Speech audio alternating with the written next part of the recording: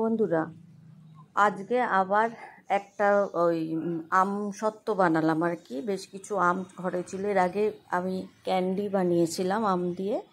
আজকে আমি এই আমগুলো যেগুলো একটু নরম হয়ে যাওয়া, আগেই বলেছিলাম বেশ এরকম, আমার তো স্টুডেন্ট আছে, তাদের বাড়িতে এবার মনে হয় আমের ফলন খুব ভালো।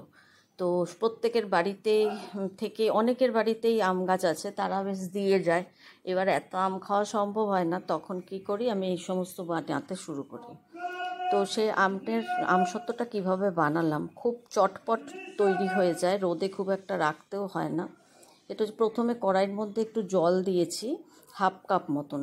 তার মধ্যে কিছু তোমরা মিষ্টি যে যেরকম খাও সেরকম মিষ্টি দিতেও পারো, নাও দিতে পারো। হাফ স্পুন মতন মিষ্টি দিয়েছি, অবশ্যই টেবিল স্পুন।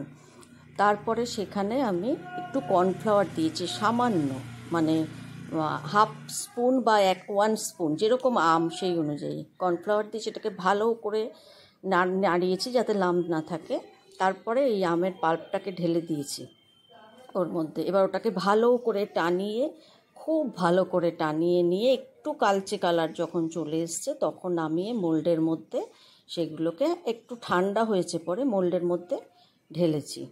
ঢেলে তারপরে সেগুলোকে একটু হাওয়ায় বা রোদের মধ্যে টানিয়ে নিলেই আমসত্ত্ব রেডি। আমি এগুলো মোল্ডের মধ্যে করেছি বলে একটু তুলতে আলাদা আলাদা করে তুলে শেপ দেইনি সেইভাবে, কিন্তু তোমরা এক জায়গায় করতে পারো। তোমরাও বাড়িতে ট্রাই করো, বাচ্চারা খুব ভালো খাবে।